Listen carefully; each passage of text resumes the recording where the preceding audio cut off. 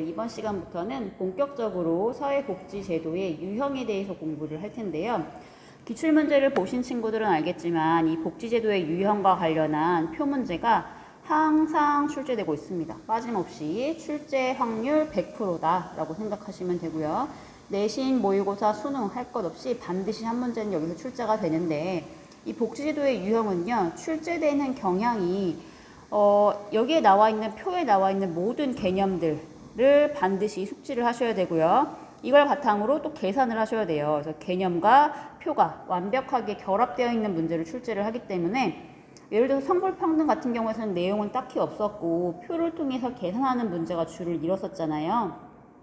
예를 들면 뭐 성별에 따른 임금격차에 따라 임금격차가 발생을 하는데, 이것을 표로 구성을 해서 선지 1, 2, 3, 4, 5를 이제 여러분들이 선별하시는 문제들이 출제가 되어 있다면, 복지제도의 유형에 대해서는요, 여기 밑에 나와 있는 표들을 반드시 개념을 인지를 하셔야 표에 적용을 할 수 있기 때문에 개념적인 내용도 반드시 필요하고, 또 수학적인 풀이도 어느 정도는 필요한 문제 유형이 되겠습니다. 그래서 출제는 반드시 되어 있는 부분이니까 여러분들이 특히 꼼꼼하게 공부를 하셔야 되겠고요. 그 내용으로 들어가 보면 복지제도는 크게 세 가지로 구분을 할 수 있어요. 현재 우리나라 기준으로 첫 번째는 사회보험이라고 하는 것이 있고요.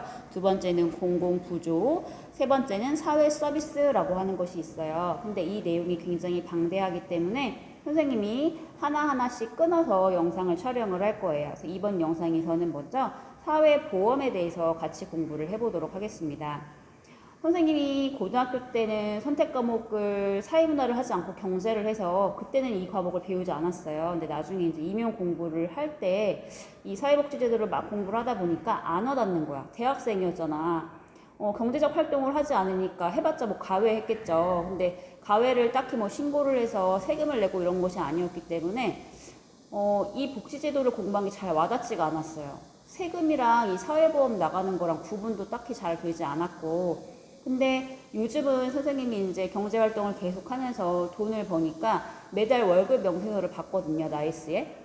그러면 어떤 부분이 수입으로 잡히고 어떤 부분이 세금이나 보험료로 나가야 되는지를 되게 꼼꼼하게 볼 수밖에 없더라고요. 그래서 여러분들도 지금은 고등학생이어서 경제활동을 하지 않다 보니까 잘 와닿지는 않을 수도 있어. 하지만 선생님이 이 영상 촬영 끝나고 나면 수업 시간에 월급 명세서를 통해서 어떤 식으로 사회보험료와 세금과 그 다음에 수입이 잡히는지 한번 구체적인 사례를 통해서 살펴봐 줄 테니까 먼저 내용을 한번 살펴보시고 구체적인 사례는 이 영상 다 보시고 나서 선생님이랑 같이 수업 시간에 살펴보는 걸로 할게요. 자, 선생님이 아까 사회보험 제도에는 크게 세 가지가 있다라고 얘기를 했잖아요. 먼저 사회보험. 자, 요 사회보험을 딱 이름을 들었을 때 여러분들 머릿속에는 어떤 이미지가 그려지세요? 사회보험이 뭐 같아? 어떤 게 있는 것 같아? 많은 친구들은 텔레비전 광고에서 선전하는 것들 있잖아요. 뭐 띠링띠링, 뭐 AI 생명, AI 보험, 또 무슨 화재, 삼성 화재, 삼성 생명, 뭐 이런 것들 많이 들어봤을 거야. 그럼 그 보험이랑 지금 선생님이랑 같이 배울 사회보험이 같은 거 아니야? 보험이라고 하는 단어가 쓰여져 있으니까 라고 생각을 하겠지만, 일단 그러한 텔레비전에서 광고하는 그러한 보험과 그런 보험을 사적보험, 민간보험이라고 하거든요. 그거랑 지금부터 우리가 배울 사회보험, 공공보험이랑은 다릅니다. 그래서 그 개념이 어떻게 다른지 밑에 표로 한번 정리를 먼저 해볼게요. 사회보험과 사적보험은 분명히 다른데 어떻게 다르냐? 우리가 배울 거는요, 이 사회보험, 공공보험에 대해서 배울 거고요. 나라에서 운영을 하는 거야. 공공에서 운영을 하는 사회보험을 배울 거고요. 텔레비전에서 광고를 많이 하는 그런 보험들은 보험이라는 단어를 쓰지만 누가 운영을 해? 사기업이 운영을 하기 때문에 사적보험, 민간보험이라고 얘기를 합니다. 그래서 공공보험, 사회보험은 우리 교과서에 나와 있는 사회보험은 그 목적 자체가 국민 생활을 보장하는 것이 목적이에요. 하지만 텔레비전에서 광고하는 그런 보험은 뭐 여러분들의 생명을 지켜드립니다. 건강을 지켜드립니다. 라고 얘기를 하지만 그 사적보험을 운영하는 주체가 누구야? 경제 주체 중에 누구야? 기업이잖아요. 기업의 존재 목적은 뭐야? 이윤을 극대화하는 거가 되겠죠. 그래서 사적보험을 운영하는 그러한 보험회사에서는 결국 국민의 생활 보장이 1차적인 목적이 아니라 기업의 영리 추구가 목적이 됩니다. 그 목적부터 다르게 되어 있어요. 그리고 우리나라에서 운영하는 사회보험은요, 강제 가입이야. 선생님이 이 영상 끝나면 아까 그 월급 명세서를 보여준다고 했잖아요. 선생님이 이 보험료 내기 싫어도 무조건 내야 돼. 경제 생활을 하고 있는 국민이라면 반드시 강제 가입이 돼서 보험료를 내야 됩니다. 하지만 어떤 기업에서 운영하는 그러한 사적보험이라고 하는 것은 내가 필요하면 그 보험회사의 계약을 통해서 가입을 하면 되는 것이고, 더 이상 그러한 보험 혜택이 필요하지 않으면 나는 그 계약을 해지해서 더 이상 그 혜택을 받지 않아도 되는 것이거든요. 그래서 이러한 사적보험은 자율적 가입과 탈퇴가 자유롭다. 필요에 의해서 결정이 됩니다. 그리고 사회보험은요, 그 보험료를 분담하는 주체가 수혜자, 혜택을 받는 사람, 그 다음에 그 수혜자가 기업에 고용되어 있는 노동자라면 그 기업도 같이, 그리고 국가가 동시에 보험료를 분담하기 때문에 공공구조의 원리, 서로서로 도와주는 그 원리에 따라서 운영이 되지만, 사적보험 같은 경우에는 내가 필요해서 가입을 한 것이기 때문에 수혜자가 단독으로 보험료를 부담하게 되겠죠. 그리고 사회보험 같은 경우에서는 소득에 따라서 보험료를 산정을 해요. 그래서 가장 대표적인 사례로 여러분들이 아버지, 어머니께서 경제활동을 하시고 건강보험료를 내시기 때문에 여러분들도 같이 그 피부영자로서 그 건강보험 혜택을 받고 있는 거거든요. 근데 부모님의 소득에 따라서 건강보험료도 달라지게 되어 있어요. 선생님도 지금 공무원이기 때문에 해마다 이렇게 호봉이 올라가잖아요. 그러면 호봉이 올라가게 되면은 연소득이 높아지는 건데, 연소득이 높아질수록 건강보험료 같은 것도 같이 비례해서 높아지고 있기 때문에 소득을 기준으로 건강보험료 등등의 여러 가지 보험료를 산정하게 된다라고 하는 거 인식하시면 되고요. 하지만 사적보험 같은 경우에는 전혀 소득과는 상관이 없어. 내가 아무리 소득이 적더라도, 연봉이 적더라도 나는 많이 아프고 뭐 그런 위험이 되게 많은 사람이야. 이랬을 경우에서는 혜택이 많은 그러한 보험을 선택을 해서, 혜택이 많다는 것은 어떻게 되겠어요? 그 보험료도 높게 되겠죠. 높은 보험료를 낼 수 있는 거예요. 그렇기 때문에 내 선택 정도에 따라서 달라지는 것이지 소득하고는 전혀 상관이 없습니다. 그리고 사회보험, 공공보험 같은 경우에서는 소득 재분배 효과가 있어요. 소득 재분배 효과에 대해서는 선생님이 위에서 다시 한번 설명을 할 거고요.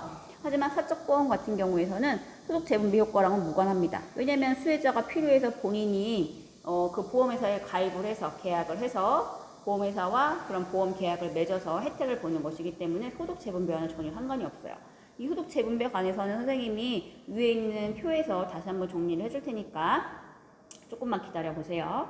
자, 그러면 다시 위로 올라가서 이러한 사회보험이란 무엇이냐라고 했을 때 사회보험과 일단 사적보험이 다르다라고 하는 것은 여러분들이 이해를 했잖아. 그럼 사회보험이란 무엇인가 구체적으로 살펴볼게요.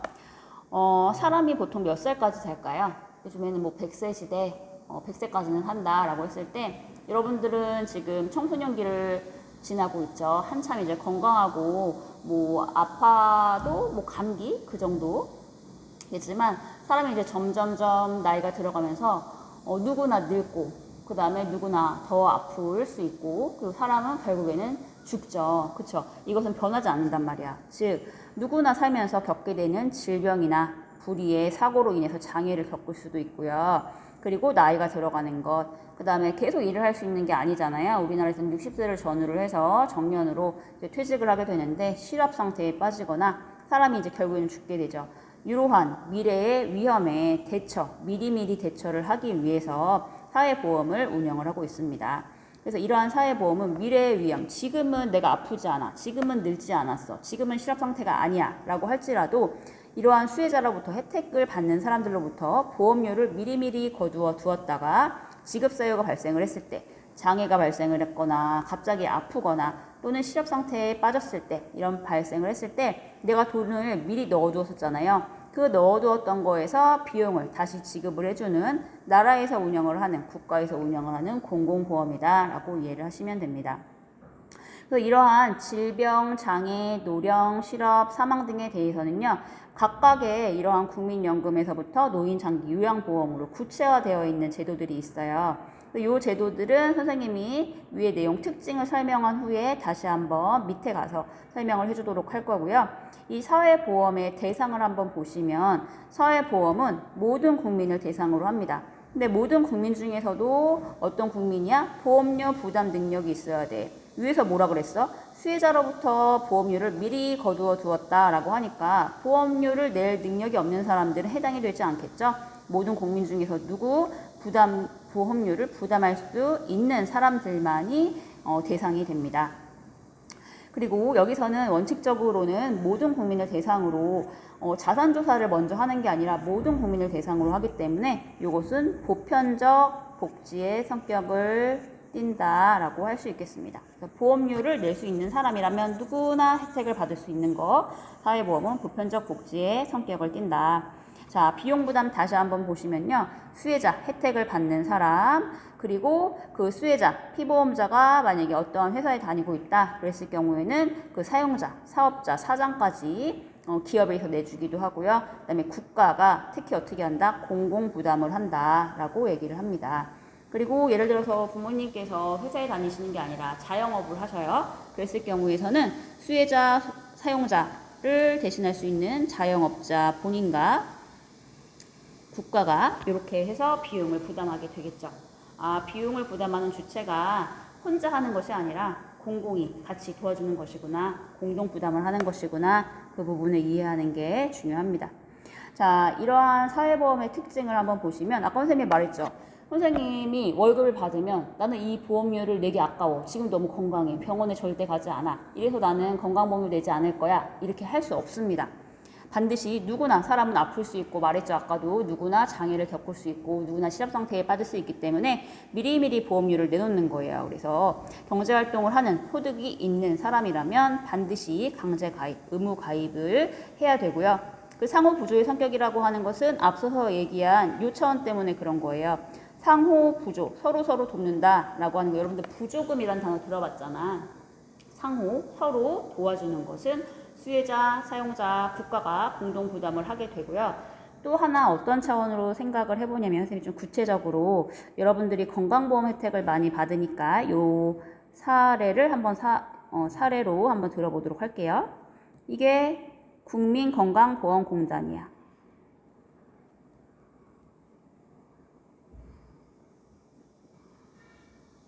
근데 아까 선생님이 뭐라 그랬어요? 공공보험 같은 경우에는 내 필요가 아니라 소득에 비례해서 보험료를 낸다고 했잖아요. 그래서 사람들마다 연소득이 다를 테니까 예를 들어서 소득이 많은 사람들은 A라고 하는 사람은 한 달에 뭐 보험료를 100만 원씩 낸다.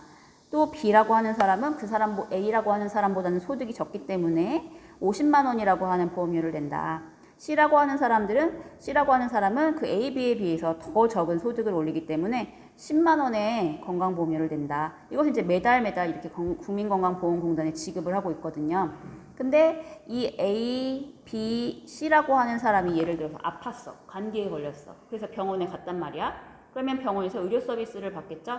근데 소득이 더 높은 A라고 해서 C보다 더 높은 의료비를 지급하진 않아요. 똑같이 병원에서 A, B, C 동일하게 같은 의료비를 청구를 하게 되어 있단 말이야. 근데 그 과정에서 의료비에서는요, 여러분들이 선생님이 이제 이 영상 끝나면 의료비 세부 명세서도 같이 보여줄 건데, 지금 내역서를 보면 의료비 중에 일부는 본인이 납부를 하는 금액이 있고요. 그리고 그 본인이 납부하는 금액을 제외하고는 이러한 국민건강보험공단에서 지급을 해주는 금액이 있단 말이야. 이랬을 때 똑같은 의료 서비스를 받고도 국민건강보험공단에서는 ABC한테 건강보험공단에서 지급하는 금액은 동일하게 되겠죠. 근데 ABC가 그동안 냈던 보험료는 어때? A가 가장 많은 돈을 냈었고 C는 가장 적은 돈을 냈었잖아. 그럼에도 불구하고 같은 질병이 발생했을 때에는 그 혜택을 서로 다르게 본단 말이야. 이 과정에서 A가 냈던 돈 중에 일부가 C한테 또는 B한테 돌아가는 측면이 있겠죠. 그래서 이것을 상호부조, 서로 도와주는 측면이 있다라고 이해를 하시면 되겠습니다. 그리고 세 번째 특징, 수혜 대상자의 범위가 넓다. 그 이유는 뭐예요? 아까 선생님 뭐라고 했어? 원칙적으로 모든 국민, 의료보험료 부담 능력이 있는 모든 사람이라고 얘기를 했기 때문에 수혜 대상자 범위가 넓다. 보편적 복지 다시 한번 강조를 할게요. 근데 이 넓다 좁다는요. 비교 대상이 있어야 되잖아. 누구와 비교를 해서 얘기를 하냐면 공공부조와 비교를 해서 얘기를 할 거예요. 공공부조는 선별을 통해서 자산소득을 통해서 빈곤층을 대상으로 주로 많이 이루어지기 때문에 그때에는 수혜 대상자 범위가 좁겠지만 이 사회보험 같은 경우에서는 보편적 복지가 이루어지기 때문에 소득만 있으면 누구나 혜택을 받을 수 있기 때문에 수혜 대상자 범위가 넓다라고 얘기를 하게 되어 있습니다. 그리고 이 부분 수혜 정도와 무관하게 내가 혜택을 받는지와 무관하게 소득 수준에 따라 능력에 따라 비용을 부담한다. 아까 선생님이 얘기를 했죠. 가장 많은 소득을 올리는 A라고 하는 사람은 더 많은 보험료를 내고 그렇지 않은 사람은 작은 보험료를 낸다. 근데 수혜 정도랑 무관한 게 무슨 말이야? 아까도 말했죠. A, B, C가 똑같이 감기 걸려서 병원에 갔더라도 A가 더 많은 수혜를 받는 건 아니잖아. 같은 의료 서비스를 받는 거잖아.